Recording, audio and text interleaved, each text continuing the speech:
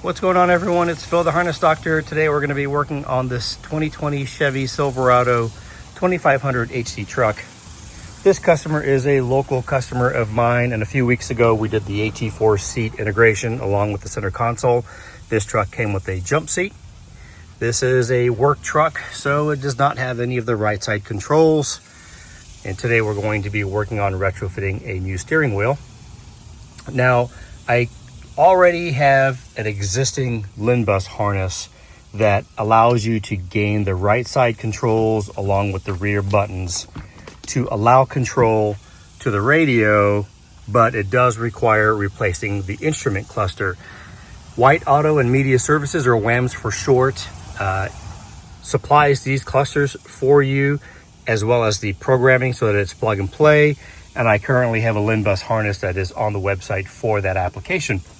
The purposes of this video is not only are we going to get the controls working, but this is going to be a beta test customer to see if we can get the heated wheel button to work.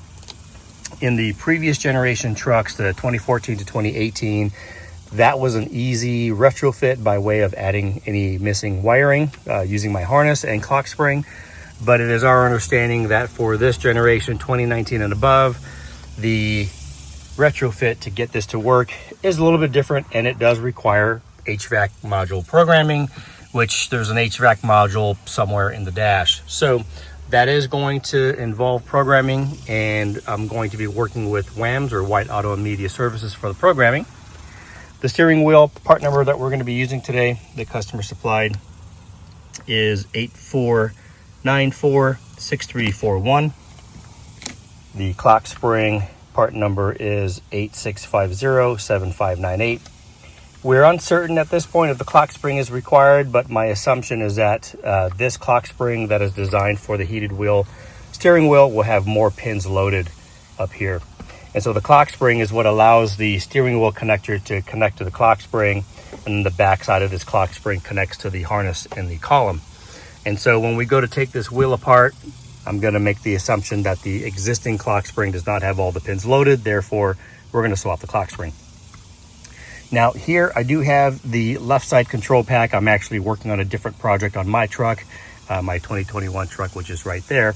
But I wanted to pull this pack to share with you guys that if you're going to source a used steering wheel from the marketplace, there is a difference between 2019 trucks up to 2022 trucks. GM came out with a Global B standard for 2022.5, where you've got the bigger screen, the widescreen radio with the different dash and the shifter on the column. And so for this particular retrofit, this is going to only be applicable to Global A at this time. And when you source parts between Global A and Global B, the outsides will look the same, will look identical. But what you're going to find different is that when you dig a little bit deeper into these parts, you'll notice, for example, here it says Global A. So this pack is from a Global A 2019 1500 up to 2022 1500 Chevy Silverado or GMC Sierra trucks. Global B, if you see Global B, this will not work. That wheel will not work for this application. And so to give you a quick rundown between Global A and Global B, when GM came out with this new design 2019 truck, here is my 2021. From 2019 to 2022, 1500, that's all Global A. For the 2500, 3500 HD trucks, GM carried that Global A technology one extra year. So we can actually go up to 2023, 2500, 3500. So just keep in mind, as you're looking for parts, to be sure that you are getting Global A parts for this application. A few things that I wanted to note before we actually dig in is that there is some power requirements on this connector here, and I'll show that in detail, but we have to make sure that there's power on the back side of the clock spring connector, making its way to the different fuse panels. So we're gonna go ahead and get started. We're gonna take the wheel off.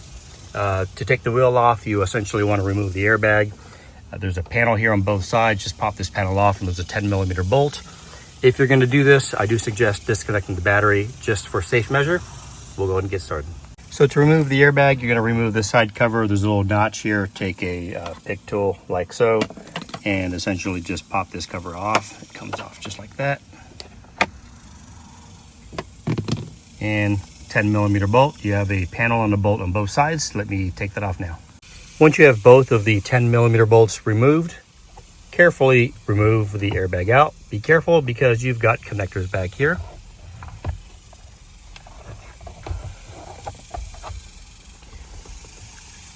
So you want to disconnect this black connector here and these two plugs. To remove this black connector, there is a red tab here. You want to pull that red tab back. And once you do that, you can then depress down and pull this out. That was a little tough doing it one-handed, but once you get that red tab back, you want to push down on the center, and then this connector will pop out just like that. For the airbag connectors, you'll see these orange tabs. There's one on each side. You have to lift these tabs up, and you have to do them at the same time. It's going to be tough to get to because you have the connector in the way, so I'm going to have to set the phone down. I'm going to lift up on both of these, pull this one out, and then I can get to the other one. And here's what it looks like removed. So you can see these little orange connectors here. Push down on it and it will release. You have to do them at the same time. So now that one's out of the way, we should be able to remove this one and a little easier. Let me see if I can do this. Can't do it one-handed. Stand by. Next, you want to remove this yellow connector, and to do that, this red tab, you have to pull that back towards you. If you have a pick tool like this or a 90, you can get up in there. See if I can do this left-handed, one-handed.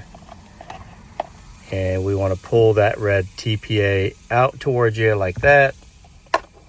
And then now you can depress the bottom here to release. Just like so. Now that that's unplugged, you'll need a Torx T50 to remove that bolt to pull the steering wheel out. With the bolt removed, you should be able to just wiggle the steering wheel out and it should just come right off.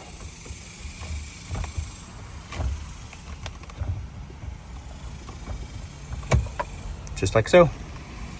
Now you'll be exposed to the clock spring. Now that we have the steering wheel off, we can compare the new clock spring against the factory clock spring. And as I suspected, you can see that on the new clock spring, there are two additional pins here on the top right corner that are missing on the factory clock spring. One thing I want to note, when you are messing with the clock spring, this clock spring can freely move or rotate left to right. You don't want to rotate that much. In fact, you'll see the new clock spring has a lock tab here to prevent you from doing that. If you start spinning this, you will ruin the clock spring. So just make sure that you keep it whole and you minimize as much spin rotation as possible. So to remove this clock spring, we have to take apart this clamshell. This upper piece just snaps off. The upper piece has a rubber that is attached to some plastic in the back. So we're just going to pop this off so we can get access to the back side of this clock spring. I started with removing this shifter gasket trim piece. There is a clip on the top, so pull that out and down, and then you can kind of get your hands in here and pop this upper piece off. And this is just held on by clips here, so just lift that up. You won't be able to pull this out completely unless you remove the cluster, but this will at least give you access. You can remove these bolts here to remove this lower piece and get access to the clock spring. So these two bolts, and there is another bolt underneath here to loosen this lower half of this shroud cover. With the lower shroud cover removed, you should now have access to gently lift these clips on both sides of this clock spring. And it looks like the bottom side, so top and bottom clips here to remove that out. If you have one of these J-hook pick tools, it'll be easy to unhook in some of these tight spaces up here. So just carefully get those clips pried out, and then we hopefully should be able to remove this. We do have to get that connector on the back side of the clock spring unplugged. Same deal, there should be a red TPA. Pull it back away from you and then push down to release. All right, with the clock spring connector on the back side removed, I have a connector down here. it looks like whatever this module is needs to be removed and transferred over to our new clock spring. So we'll go ahead and get it unplugged, and it looks like it just may be a couple of screws to remove it from this center collar piece. Correction, you do not remove those 3 screws. Instead, there are tabs that you have to push in just around here. Once you get the tabs removed, you can kind of wiggle this thing out. Doing this one hand is a little bit of a challenge. And there you go. Again, try not to spin that too much. At this point, you can take a zip tie and wrap a zip tie around this to prevent it from spinning. Set that guy aside. We'll get the new clock spring, and we're going to attach this mechanism back onto here. Okay, that was a little bit of a challenge getting this guy to fit over. There are notches inside here, and the centerpiece can actually spin. So you'll have to orient the center collar to align with the notches on the clock spring. But I got it back on now. We should be good to reinstall. Before we do that, I'm going to explore this connector here to see what pins are present or missing, because there are some circuits here that I'm going to need to build harnesses for. So I will explore that before plugging that in. In order for me to get more access to this connector, I'm gonna need to remove this top hood, which means I'm gonna likely need to remove the cluster. So I'm gonna go and remove the cluster. I think we need to start with the cluster hood first, and then we'll get what we need to get that cluster off. This cluster hood just pops right off. It's got metal clips underneath it. You'll need to remove the fuse panel cover, remove the 2 bolts here and here. These are Torx T15s. Pop the headlight trim piece off, and that'll give you access to the cluster space here. And like classic GM, if you want to remove this cluster sits behind the trim piece. This trim piece is behind the radio. So I took the silver trim piece around, that bezel just pops off. I removed a couple of screws from the radio, was able to pull it back a little bit, and now I can loosen up these trim panels. So hopefully we can get this trim piece off. And there you go. That's the top piece that's attached to the cluster front trim with that rubber part there. Now that we have that part removed, we might as well take the cluster off. This cluster has 2 7mm bolts up top, and it looks like we've got 2 7mm at the bottom. We'll pull it out, unplug it so we can run the wiring that goes from the clock spring to the cluster connector. With the cluster removed, you want to get this red tab, slide it to the right or up, and then you should be able to squeeze this black lever and rotate it kind of to the right. Once you get that red tab open, you should be able to squeeze this lever or move it, and it should just come right out. So to prepare this connector for a wire terminal insertion, we have to separate the inner portion from the gray connector. And if you look closely here, you'll see some tabs at the bottom. You have to push those tabs in, and then this connector, or you can essentially pop it out by pushing up or pushing in from this hole here. All right, so I guess the easier way to get this connector ready is take a flat blade screwdriver and get it in between this black plastic and the gray and carefully pry it down and out. So I'm gonna go and do that, and then I'll show you what it looks like, take it apart. This is what it looks like when you've pried it off. It'll help if you cut the zip tie across, so when you actually do get it to pry off, the connector will actually separate. So when it's all the way in the seated position, just take a small flat blade and kind of pry so that the connector comes off like that. Once the connector is off, you are now ready to insert whatever terminals we need to insert on this end. So the LIN bus harness we're going to be landing is going to land on the cluster or clock spring connector. This is what plugs into the back side of the clock spring. So we're going to essentially lift this black TPA up. You can see these tiny groove marks. We'll pop this up. That will open the cavity to allow us to insert the wire on this end. We'll route the wire through and basically through the back or the column and out through the back, and we'll land it into this connector. All right, so here is the Harness Doctor LIN bus harness. You notice it's 2019 to 2024.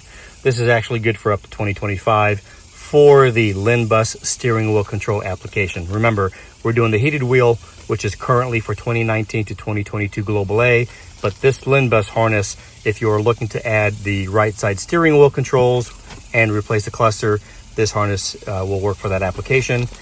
This is a LIN bus harness. It'll have pins on both sides that corresponds to the clock spring side and to the cluster side. It is labeled, so we'll go and get that inserted and landed now. All right, for the clock spring side, we're going to land that onto pin position number 9 on this connector with the black TPA popped up. You can see it's up about 1/8 of an inch.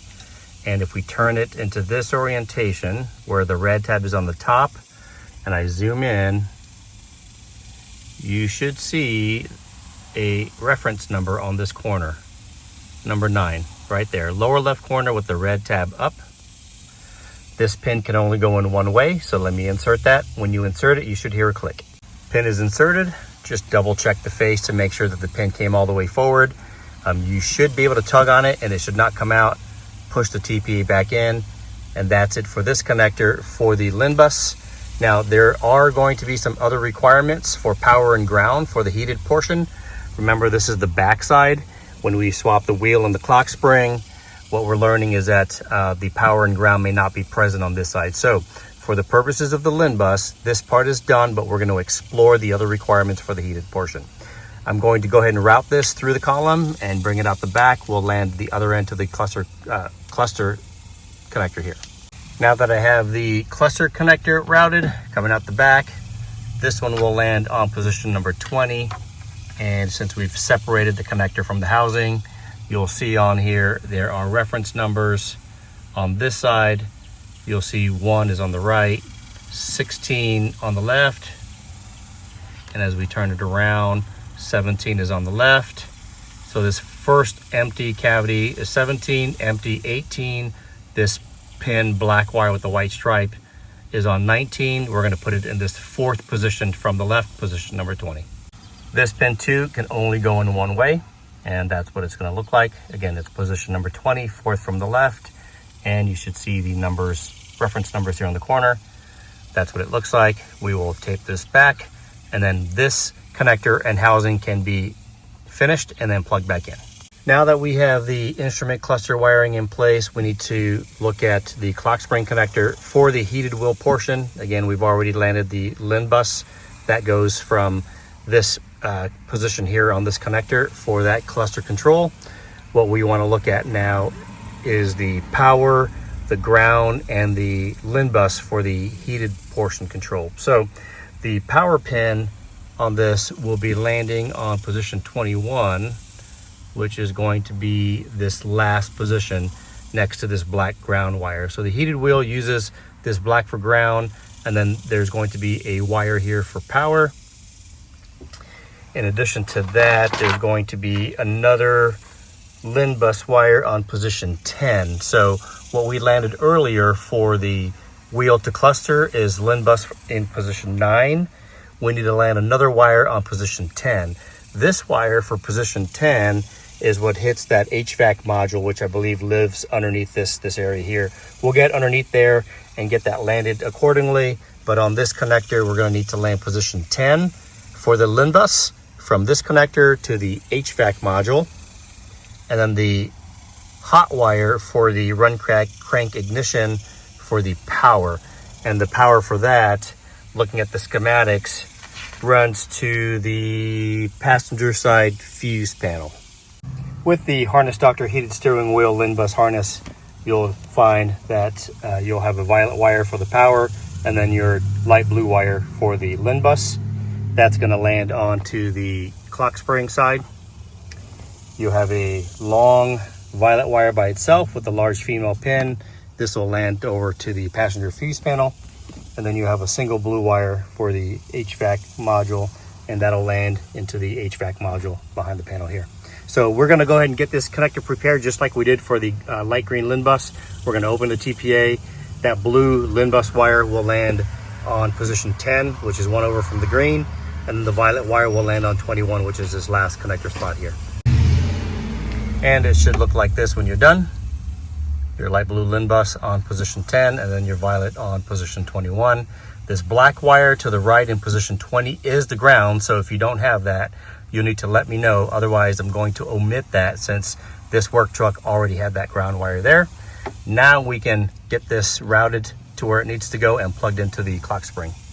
Make sure you put the bottom shroud piece cover before you put the steering wheel on, otherwise you won't be able to fit it. So I put the steering wheel on, then I had to take it off to put the bottom cover. So do that first, put the bottom cover, put the top cover, then you can put the wheel on.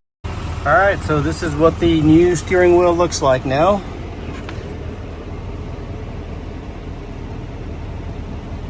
I've got the wiring that we installed just laid on the floor. And again, that blue wire will land into an HVAC module that's up in here, and that violet wire will run over to the passenger fuse panel. We've got no airbag lights, which is good. That means we installed the clock spring correctly and the airbag on the wheel correctly, so no issues there. Obviously, heat's not going to work yet until we get the power wire landed and the HVAC module programmed, but this is what it looks like. The customer already went ahead and ordered the high country cluster, so that's all pre-wired. So once we get that in, we'll install it. He will have right side controls to the cluster and to the radio once we get that cluster in place. So let's go ahead and get the wiring now landed for the last two items. All right, so the next step in landing this teal wire into the HVAC module, this one here is going to go to the X2 connector in position number 6. Like I told you earlier, this module lives up behind here. If you look at this duct, it's going to be way up there. So the easiest way to get to that is by removing this duct. This duct is essentially just jammed into a fitting on that side. There's a bolt on this left side up in this area here. You may not be able to see it on camera, but there is a bolt, one bolt that holds it in that you have to remove from the back. Once you remove that bolt, this piece just pulls out. So I'm going to remove that so I can show you that module. And here's what that duct looks like. Again, it was a 7mm bolt. This bolt was fastened from the back side.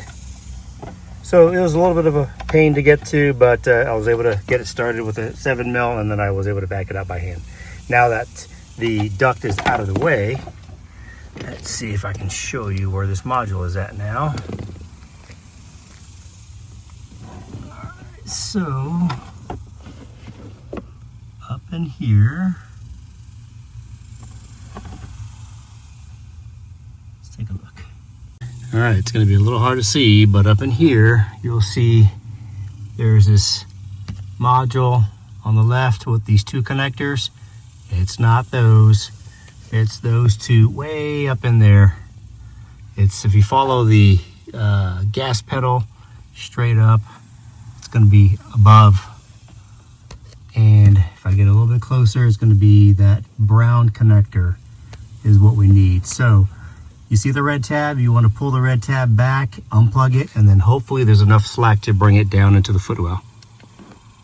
All right, here is a better angle or video of that connector. It's going to be that brown connector. I'll zoom in.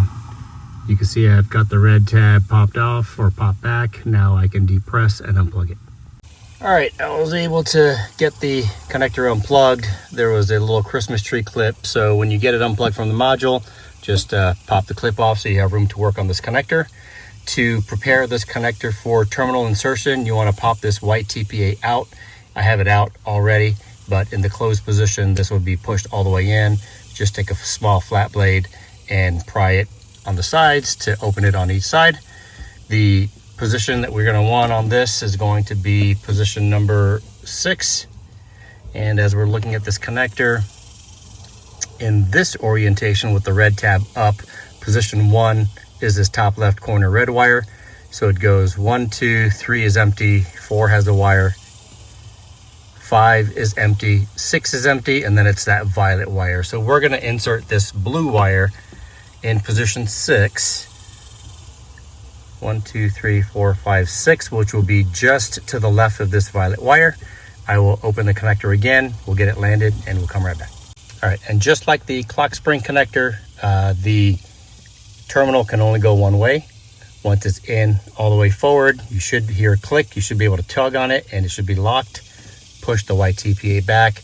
Now we can plug this back into the module. Just be cognizant of how you're routing the wire because of that vent trim piece. You want to have everything kind of behind it so that it's not in the way. So we'll get that plug back in, and then we'll route the remainder of this harness over to the passenger fuse panel. All right, now that we have the violet wire ran to the passenger side fuse panel, I'll pop this cover off. This just pops off. It's held on with plastic clips. We're going to need to access the back side of this fuse panel. So what you want to do is you want to remove this connector and this connector, lift up this red tab, push in on the blue, rotate the lever all the way up, and then just wiggle this out. If the white faceplate cover comes out, that's okay. You can put that back in. So we set that off to the side. For this connector, you want to pull this red tab back and rotate this lever back like so. Wiggle that out. There is a retention clip up here that's holding this fuse block in. Push down and then kind of wiggle the whole fuse panel out. When you wiggle it out, you'll see a green connector on the back side. This is where our violet wire will land. To remove this, same thing, pull the red tab back, push down and rotate this lever, and now you can unplug the fuse panel. With the fuse panel or connector unplugged, it'll be a good idea to pull that white faceplate out so you can actually see the numbers on the pins. We're going to be landing this wire onto position number 15. You're going to want to remove this lever, just pop these tabs out, and this green cover pops off. I will do that and I'll come right back. All right, so pop this green cover off. It's just kind of hooked in and then it's locked in with these tabs on the connector here. All right, so as we're looking at this connector from the back side, position 1 is this top left corner. It goes 1 through 5, 6 through 10, 11 through 14, and then the next square slot down here below is 15. And if you look at this connector and actually remove this white faceplate and actually pop this faceplate off, there are black tabs that hold this faceplate in, so you can push it on these tabs. Sometimes this faceplate will come off, but as you're looking at this connector here and you're looking at the pins, again, this top left is 1 through 5, 6 through 10, 11, 12, 13, 14, and it's going to be 15, this pin right here. Let's see if I can zoom in on that for you guys. That pin right there, which on this connector corresponds to this slot right here, below this violet wire. So to prepare this connector, we need to remove this brown TPA. Just use a small flathead screwdriver and pop this TPA outwards. It's hard to do this one-handed here. Probably push it out from the other side. Oh, stand by. There you go. So just pop this TPA out. That opens the connector to insert the wire. And this wire is a rectangular female. It can go either way. Just make sure the tangs are in the right position.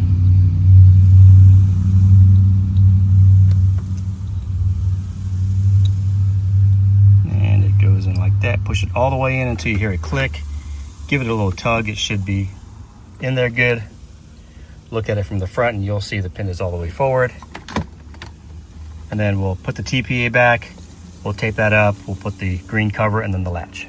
One thing I wanted to point out is that be 100% certain that you landed it in the right spot. Now I did land the wire in the right spot, but what I did not do is when I routed the wire and I came out the side where I really needed to route it behind and come out the back. So I do need to remove that.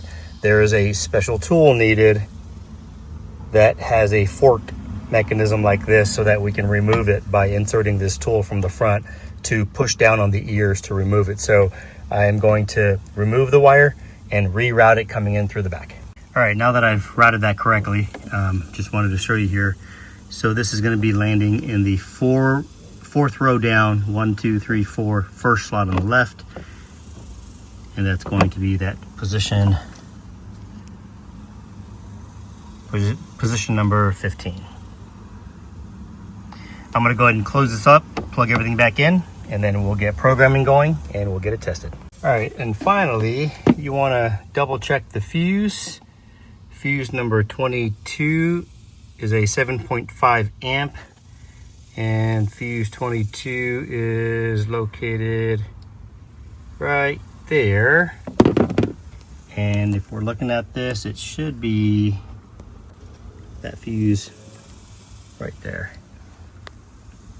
That 7.5 amp fuse right there. All right, one thing I want to point out is as I'm reversing, if you notice the guidelines are kind of curved with the straight wheel. And if you recall me messing with that module that was behind the clock spring, the center core spun. My guess is that the spin rotation of that module is what tells the infotainment system the guidelines. So I think I might have over rotated it, and now with the straight wheel I've got curved lines. So I need to take the wheel off again, get to that clock spring and pull that module apart and rotate it, I guess clockwise, one full revolution. If I turn the wheel all the way over one, my actual wheels are crooked, but my lines are straight. So pay attention to that module behind the clock spring when you're removing it. All right, now that we have the heated steering wheel physically installed, wire harness and clock spring installed, now comes the fun programming part. And through a collaborative effort between Harness Doctor and WAMS, or White Auto and Media Services, I've got my laptop connected over Ethernet, USB to an MDI2, multiple diagnostic interface device, and that MDI2 is connected to the truck. We are going to be programming the HVAC module, which again is located up in here. And as it stands, we've got no heat yet. So all of the work and programming is done by WAMS. I just provide the physical laptop and connection methods to be able to get that programming delivered. And so we'll see if we can get this programmed. Stay tuned. So after a few unsuccessful HVAC module programming attempts, what we've concluded is that the heated portion of this wheel uses a communication bus that goes through the instrument cluster.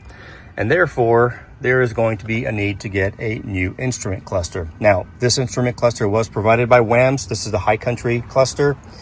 This particular cluster is specific for this make, model, year truck and its options for this diesel truck. I do not suggest getting a cluster and simply plugging it in. While it will turn on and it will show mileage after so many key starts, it will eventually show dashes on your cluster for mileage, because it's going to be considered odometer tampering and will trigger tamper flags. So you want to make sure that you order the cluster from WAMS. They will get you the specific model or the specific cluster for your truck. They'll program it so it's plug and play. More information will be on their website. I'll provide links in the description below for that. So we're going to go ahead and get the cluster swap done. Since I've already showed you how to take off the factory one, I won't show that again. So give me a few and we'll get this swapped out. All right, we've got the new High Country cluster installed. Now let's give it a start. Generally takes super sack because they're getting rid of the ball. So we've got new High Country cluster. Now we've got heat.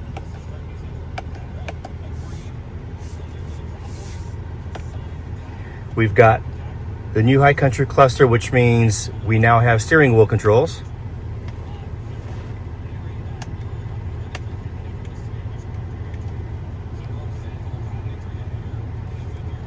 So we've got all sorts of new options.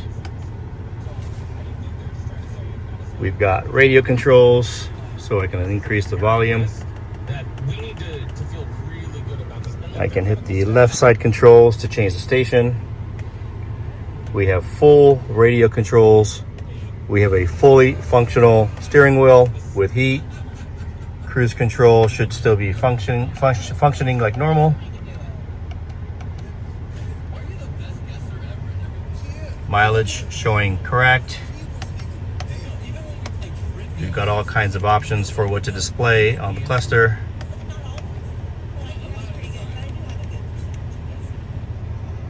All 100% plug and play.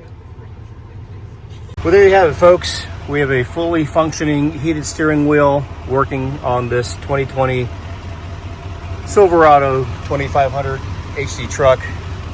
We went from the work truck manual cluster to a high country cluster as well in this process. So not only did we gain heat, but we also gained radio controls from the steering wheel. So we have full steering wheel controls to control the cluster and the radio with this upgrade. Well, I hope you enjoyed the video. If you have any questions, please leave them down below in the comments. I'll leave links in the description to everything here. If you are going to be doing this upgrade, I'm going to be offering the harness on the Harness Doctor website. That harness will include the wiring for the heat and the LIN bus for the communication for the steering wheel, for the right side controls for the radio. So if you're only doing the cluster upgrade, I have a separate LIN bus harness just for that. If you are looking to do the heated wheel portion, then I'll have one harness that covers both the heated wheel portion and the LIN bus. So I'll put links to all this in the description below. If you have any questions, please drop them in the comments. And if you haven't done so already, please like and subscribe to the channel. Until next time, guys, this is Phil, the Harness Doctor. We'll see you in the next one.